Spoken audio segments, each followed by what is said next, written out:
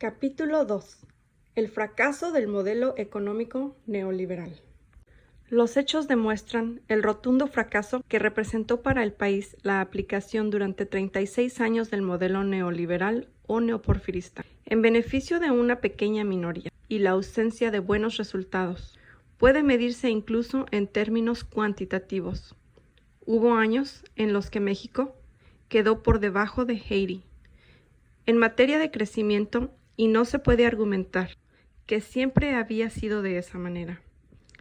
Recuérdese que luego de la etapa violenta de la revolución, desde los años 30 hasta los 70 del siglo pasado, es decir, durante 40 años, la economía de México creció a una tasa promedio anual del 5%, y durante ese mismo periodo, en 2 sexenios consecutivos, de 1958 a 1970, cuando Antonio Ortiz Mena fue ministro de Hacienda, la economía del país no solo creció al 6% anual, sino que este avance se obtuvo sin inflación y sin incremento de la deuda pública. Por cierto, Ortiz Mena no era economista, sino abogado. Posteriormente hubo 2 gobiernos, de 1970 a 1982, en los que la economía también creció a una tasa del 6% anual, pero con graves desequilibrios macroeconómicos, alta inflación y endeudamiento. En cuanto a la política económica aplicada durante el periodo neoliberal, de 1983 a 2018, cabe afirmar que ha sido la más ineficiente en la historia moderna de México. En este lapso, la economía creció en 2% anual. Y tanto por ello como por la tremenda concentración del ingreso en pocas manos, se ha empobrecido a la mayoría de la población hasta llevarla a buscarse la vida en la informalidad, a emigrar masivamente del territorio nacional o a tomar el camino de las conductas antisociales. Por más que los gobernantes neoliberales defiendan el impulso al crecimiento económico como máxima prioridad, lo alcanzado en esta materia ha sido insuficiente para satisfacer los requerimientos mínimos de la población. Además, el país ha crecido de manera desigual, tanto por regiones como por sectores sociales. Si bien las entidades del norte exhiben tasas de crecimiento moderadas, pero aceptables, las del sur han padecido un decrecimiento en términos reales. Por otra parte, las grandes corporaciones, sus propietarios y pequeño sector de acaudalados han visto multiplicados sus capitales y sus fortunas personales, mientras decenas de millones han sido lanzados a la pobreza e incluso a la miseria. Los gobernantes del siglo neoliberal justificaban la concentración de riqueza generada por sus administraciones, afirmando que la prosperidad producida en la cúspide de la pirámide social iría permeando hacia abajo con el tiempo y acabaría beneficiando a toda la población. Se trataba de una falacia. Un pequeño grupo de personas físicas y morales monopolizaron el exiguo crecimiento económico y la prosperidad nunca llegó a las mayorías. Por el contrario, la riqueza fluyó de abajo hacia arriba. Y de esa manera los pobres acabaron siendo más pobres, y muchos de los ricos multiplicaron la riqueza que tenían al inicio del periodo. Considérese, por ejemplo, lo que ocurrió en el sexenio de Ernesto Zedillo, con el atraco llamado Fondo Bancario de Protección al Ahorro, FOBAPROA. Tras el llamado error de diciembre, ese mecanismo fue utilizado para encubrir los desvíos y fraudes cometidos por banqueros, financieros, empresarios de otros ramos y unos cuantos logreros de ocasión, así como para transferir a toda la población la deuda resultante que en 1997, y según el valor del peso, en ese entonces, sumaba 552,000 millones de pesos. No pocos de los defraudadores iniciales hicieron jugosos negocios al comprar a precios ridículamente bajos los bienes adquiridos por el Estado. Así, un pequeño grupo de integrantes de la oligarquía político-empresarial multiplicó sus fortunas y hoy la gran mayoría de los mexicanos sigue cubriendo año con año una deuda que no deja de crecer. Desde aquel impresentable rescate, el país ha pagado cerca de 700,000 millones de pesos y aún adeuda más de 900,000 millones. En contraste, los bancos saneados con dinero público y luego vendidos a corporativos financieros del extranjero han conseguido utilidades de decenas de miles de millones de dólares, muy por encima de las que suelen obtener en sus países de origen. Buena parte de ese dinero ha sido enviado a las matrices estadounidenses y europeas para mejorar sustancialmente los márgenes de ganancia a nivel global de los consorcios correspondientes. Tal es la perversa lógica privatizadora que se aplicó no solo en entidades bancarias, sino también en aerolíneas, carreteras y otros rubros.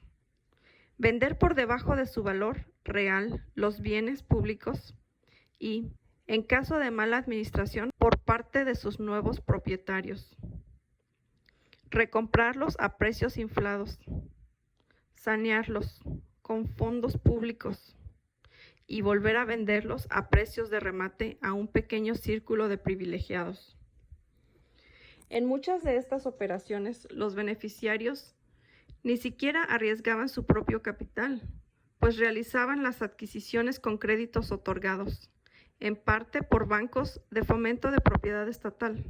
Por si esas prácticas privatizadoras no hubieran sido lo suficientemente inmoral, ruinosas e injustas, los gobiernos neoliberales aplicaban, además, medidas fiscales inequivocadamente orientadas a beneficiar a unos cuantos causantes por medio de exenciones fiscales, créditos y deducciones injustificadas, mientras el grueso de la recaudación recaía en las clases medias, en las pequeñas y medianas empresas y en el pueblo en general.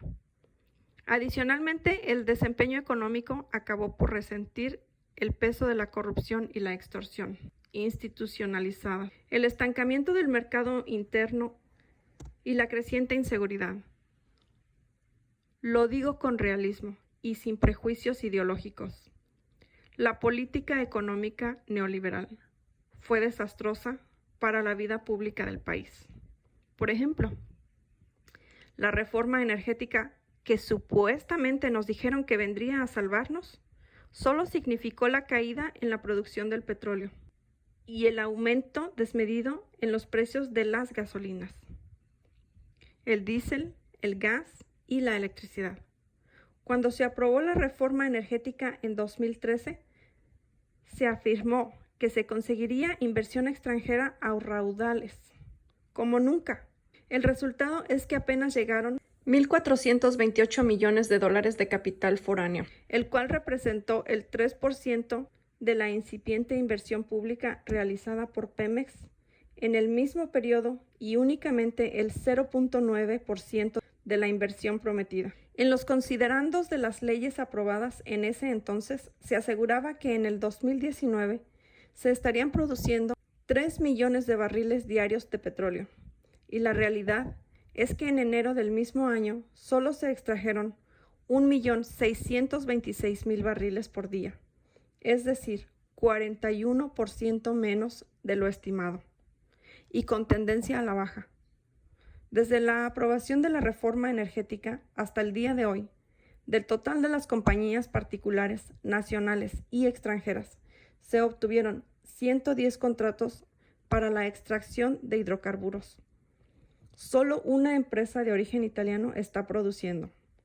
Es tan grave el daño causado al sector energético nacional durante el neoliberalismo que no solo somos el país petrolero que más gasolinas importa en el mundo, sino que cuando llegamos al gobierno se estaba comprando petróleo crudo para abastecer a las únicas 6 refinerías que a duras penas sobrevivieron. Téngase en cuenta además que desde hace 40 años no se construye una nueva refinería en el país. Antes del neoliberalismo, producíamos y éramos autosuficientes en gasolinas, diésel, gas y energía eléctrica. Ahora compramos más de la mitad de lo que consumimos de estos insumos. En este periodo, el poder adquisitivo del salario mínimo se deterioró en 70%, y por ello el ingreso de los trabajadores mexicanos es actualmente uno de los más bajos del planeta. Los salarios mínimos son inhumanos y anticonstitucionales. Atrás quedó aquello de que, a diferencia de México, China tenía como ventaja comparativa los bajos costos de su mano de obra.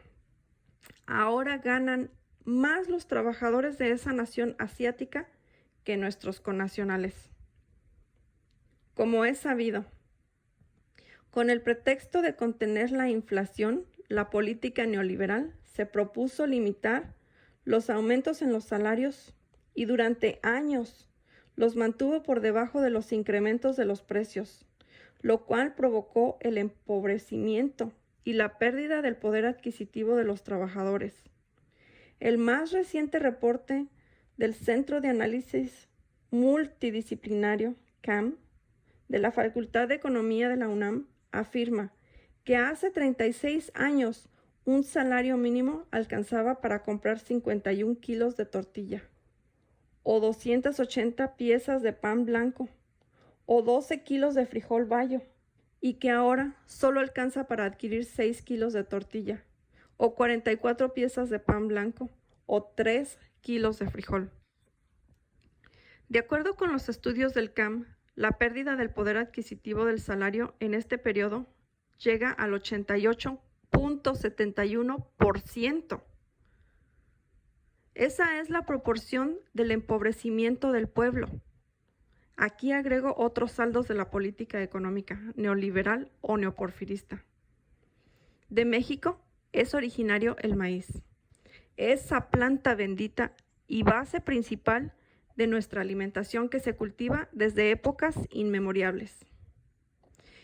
Y se reproduce tanto en la sierra como en los valles, en la costa como en los altiplanos, en regiones de frío o de calor.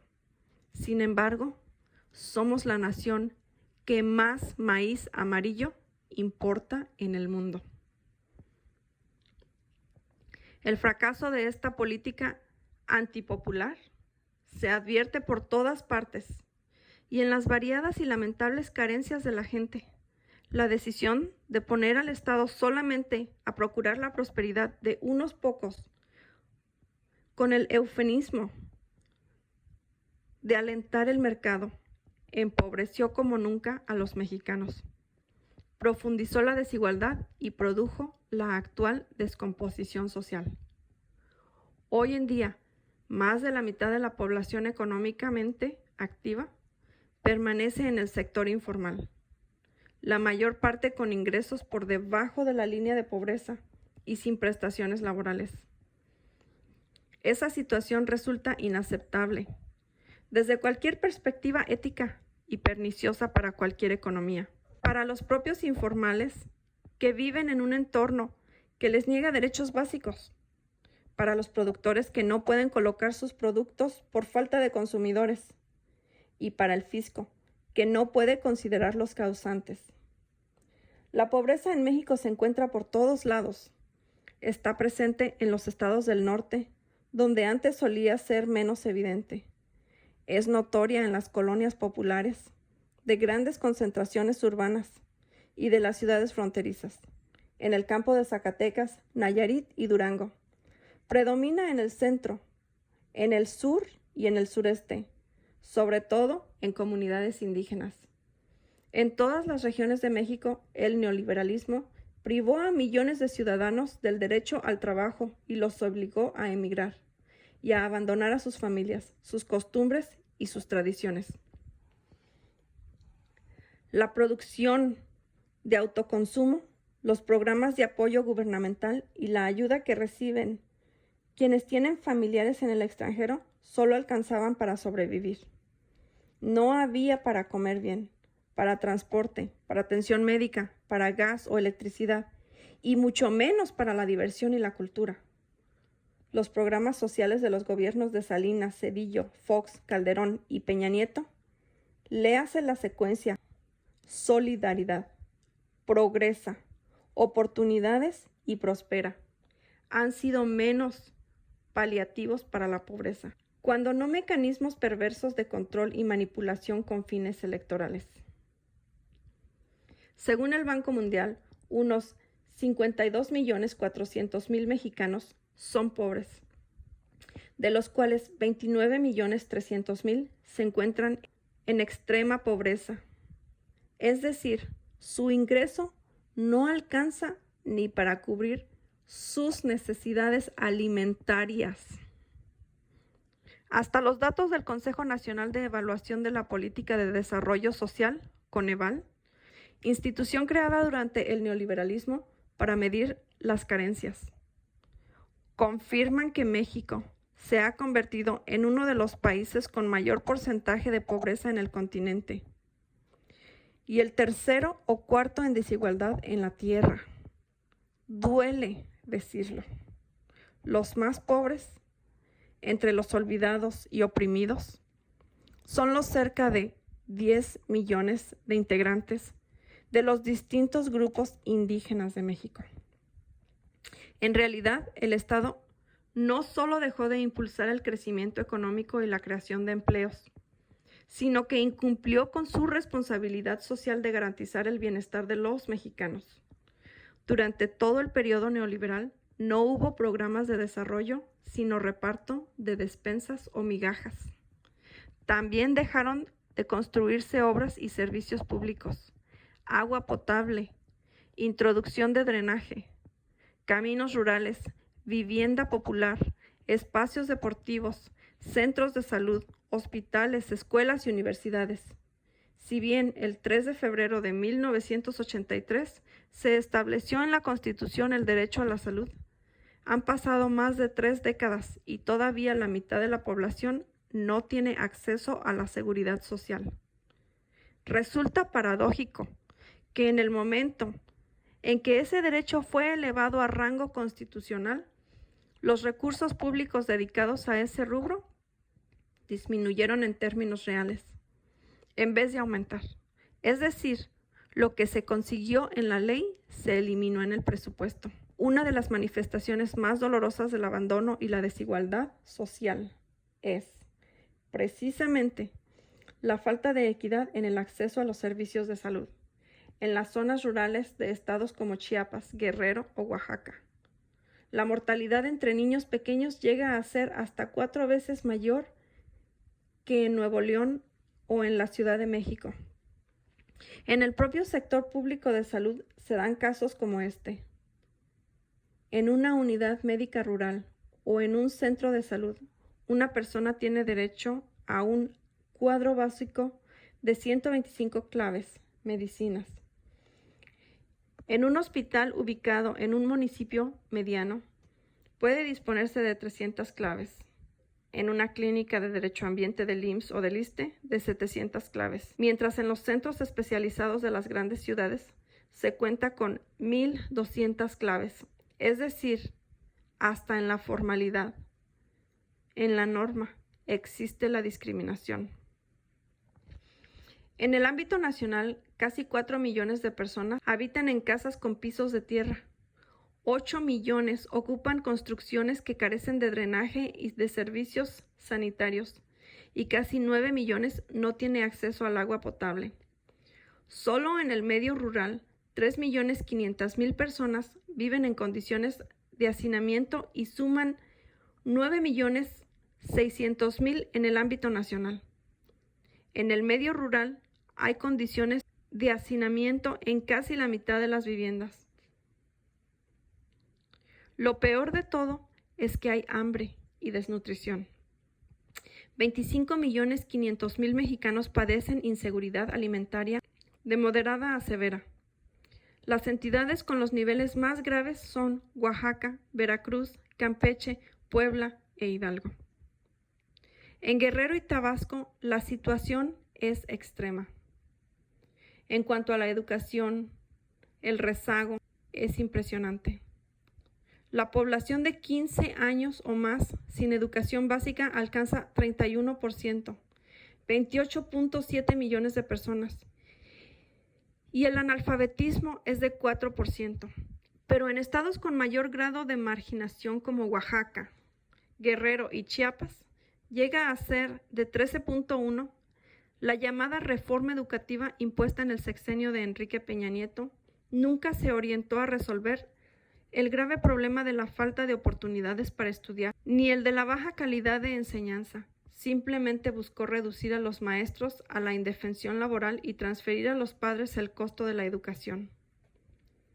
Empezó por el mantenimiento de los planteles electorales, creando así las condiciones para que el gobierno incumpliera y desatendiera su obligación de garantizar educación pública y gratuita para todos, y se ensanchara así el margen de la enseñanza como negocio privado. No es cierto, como lo pregonaron los voceros del régimen anterior, que la educación pública preocupaba a los políticos corruptos y a los traficantes de influencias, porque en los hechos no hicieron nada para enfrentar el fondo del problema, el hambre y la pobreza. Tampoco les importó mejorar la infraestructura educativa. Según datos recientes, 48% de las escuelas públicas no tiene drenaje, 31% no cuenta con agua potable, 12.8% no tiene sanitarios y 11.2% carece de electricidad. En realidad, la reforma educativa trató de someter a los maestros con el pretexto de las evaluaciones, a fin de avanzar en la privatización de la educación. Es falso, además, que los maestros se opusieran a ser examinados con fines pedagógicos, como se ha repetido muchas veces de manera tendenciosa. Su rechazo, como lo expresaron en innumerables ocasiones, era a presentar exámenes previa renuncia a la plaza de base y a la antigüedad que habían acumulado para quedar a expensas de decisiones discrecionales y de arbitrariedad. Si bien es cierto que el problema fundamental de la educación básica en México no es la cobertura, sino el bajo nivel de aprendizaje y la deserción escolar, fenómenos incluidos por la pobreza y el hambre, en educación media superior y superior, hay un enorme déficit de pupitres, aulas, planteles y universidades. En esos niveles en donde puede observarse más claramente el carácter excluyente del modelo neoliberal. En el periodo de 1992 a 2018, la matrícula de estudiante de nivel medio superior creció anualmente en promedio 4%. Y el 36.4% de la población de 15 a 17 años de edad quedó excluido de la educación. Además, en ese nivel de escolaridad, en el que existe mayor deserción escolar, de cada 10 alumnos que ingresan solo terminan 6, lo cual es gravísimo si tomamos en cuenta que se trata de adolescentes con más riesgos de tomar el camino de las conductas antisociales y delictivas. Igualmente devastador fue lo que sucedió en el nivel superior. En 26 años, solo 3 de cada 10 jóvenes entre los 18 y los 23 años tuvieron acceso a ese nivel de enseñanza, lo que equivale a 29.4%. La UNESCO ha establecido como parámetro de referencia para este nivel entre 40 y 50%. Es decir, no estamos educando a los jóvenes que suman nuestro último bono demográfico. Esto significa que estamos obligando a duplicar la oferta educativa en el curso de los próximos años si no queremos que el país se siga hundiendo en el atraso, la ignorancia, la violencia y la falta de equidad. Es indispensable, pues, cambiar la política en esta materia y no hacer efectivo el derecho a la educación, no permitir la exclusión de nadie y garantizar el 100% de cobertura. Se debe eliminar el pretexto de los exámenes de admisión. El Estado debe garantizar el derecho a la educación pública, gratuita y de calidad, en todos los niveles.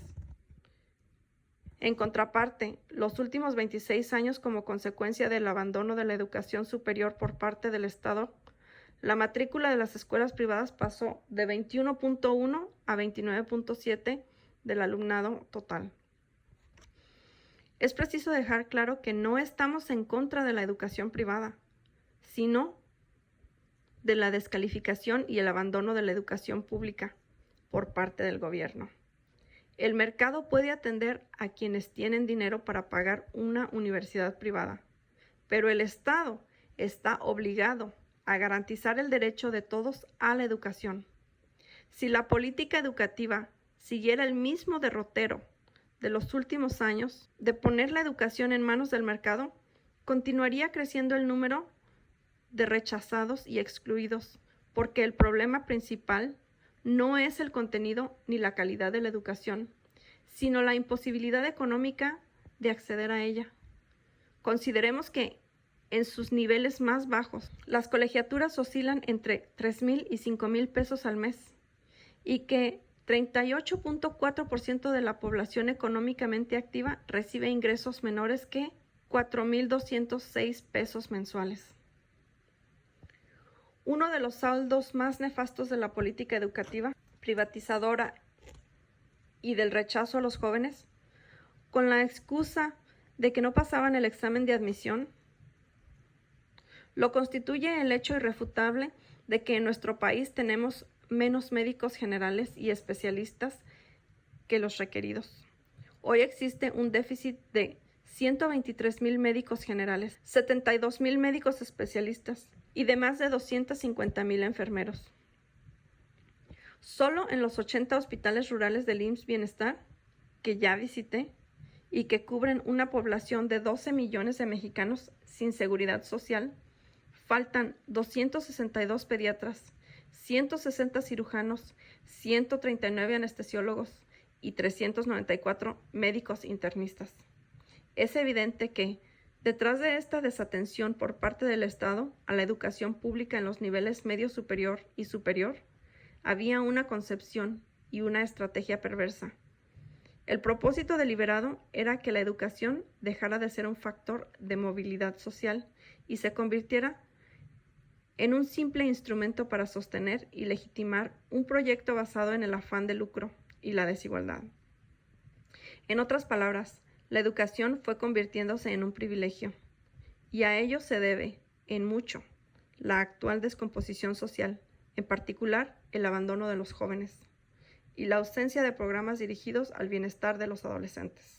La educación, en su estrategia, es perniciosa para los mexicanos. Mientras más ignorantes, más manipulables. Además, tampoco debemos pasar por alto que la política económica neoliberal, en particular el abandono de las actividades productivas y del campo, la falta de empleo y la desatención a los jóvenes, desató la inseguridad y la violencia que han cobrado miles de muertes en nuestro país. Duele admitirlo, pero en criminalidad estamos en los primeros lugares mundiales. En la revista Mundo Ejecutivo, Alejandro Desfaciaux sostiene que el INEGI y el Registro Nacional de Datos de Personas Extraviadas o Desaparecidas, RNPED, reportaron de 2006 a 2015 casi 1 millón de víctimas de la violencia en México, porque alguien de su familia se encuentra entre los más de 175,000 homicidios o de los 26,798 casos de desaparecidos, y que la violencia y la delincuencia no solo afectan a una persona, sino también a quienes están a su alrededor. Lo más dramático e inhumano es que decenas de miles de cuerpos no identificados permanecen en lugares improvisados y establecimientos forenses de todos los estados de la República. Estamos atendiendo esta situación con un programa especial que por razones obvias consideramos prioritario. Es evidente, pues, que la privatización no es la panacea ni el camino hacia el crecimiento, el empleo y el bienestar. Si así fuera, los resultados ya estarían constatando. A estas alturas es pertinente preguntar puntualmente a los defensores de esa política: ¿en qué se beneficiaron los mexicanos con la privatización del sistema de telecomunicaciones? Es pura casualidad que, por calidad y precio de la telefonía e Internet, México se encuentra alrededor de la posición número 70 en el mundo, muy por debajo de los otros miembros de la OCDE. ¿Acaso no es cierto que solo el 25% del territorio del país cuenta con red de comunicación para telefonía móvil e Internet? ¿Qué beneficios ha obtenido el país con la entrega de contratos a particulares para la extracción de petróleo, la distribución de gasolinas, diésel o para la generación de energía eléctrica? Sí. Como hemos visto, estamos importando estos energéticos y el consumidor tiene que pagarlos a precios más elevados que en Estados Unidos u otros países del mundo. ¿En qué se avanzó con la privatización de ferrocarriles nacionales en 1995? Si en estos 24 años las empresas particulares y extranjeras no construyeron nuevamente líneas férreas, eliminaron los trenes de pasajeros y cobran lo que quieren por el transporte de carga. ¿Cuál ha sido el beneficio para los mexicanos de la entrega de concesiones por 97 millones de hectáreas, el 40% de territorio nacional? México tiene un total de 195 millones de hectáreas para la explotación de oro, plata y cobre. Los trabajadores mineros mexicanos ganan, en promedio, 5 veces menos que los mineros de Estados Unidos y Canadá. Las empresas de este ramo han extraído en solo 5 años el equivalente a toda la plata y el oro que el Imperio Español extrajo en 300 años, con la diferencia de que, durante la colonia, más que bien se construyeron bellos edificios y templos, que hasta hoy se aprecian en los centros históricos de las ciudades mineras y de la capital del país, en tanto que las empresas de ahora no dejan casi nada, ninguna obra ni beneficio social, sino la destrucción y la contaminación impune de nuestro territorio. El colmo es que hasta hace poco no pagaban impuestos por la extracción del mineral. En pocas palabras, en las últimas 3 décadas hemos padecido del mayor saqueo de los recursos naturales en la historia de México. Por todo ello era ilógico suponer que los mexicanos podríamos superar la decadencia con una política económica neoporfirista. Por el contrario, si no se hubiera llevado a cabo un cambio de fondo, México se habría seguido hundiendo y estaría casi alcanzando la ingobernabilidad. La política económica de élite es una copia fiel de la que se aplicó en el Porfiriato, pero ya desde entonces quedó demostrado que un modelo no puede funcionar si la prosperidad de unos pocos se sustenta en el sometimiento de muchos. Aquel fallido experimento desembocó en una revolución armada. A quienes todavía sostienen que el de Porfirio Díaz fue un buen gobierno, bastaría con recordarles que, si eso fuera cierto, no se hubiera producido una rebelión nacional. En la actualidad, estamos llevando a cabo un cambio de régimen, tal como se hizo cuando se derrocó a Porfirio Díaz, pero sin violencia, por medio de una revolución de las conciencias y desterrando la corrupción y la impunidad que estaban destruyendo a México. Ahora, en vez de la agenda neoliberal o neoporfirista, que consiste en la apropiación por unos cuantos de los bienes de las mayorías, estamos sentando las bases para elevar la honestidad a rango supremo y convertirla en forma de vida y de gobierno, es decir, moralizar para potenciar la gran riqueza material, social y cultural de México. La propuesta implica también promover la igualdad por la que abogaba Morelos hace 2 siglos. Moderar la indigencia y la opulencia. Procurar que el Estado democrático distribuya con equidad, por todos los medios legales, el ingreso y la riqueza del país, siguiendo el criterio de que no puede haber trato igual entre desiguales, y que la justicia consiste, en esencia, en darle más al que tiene menos.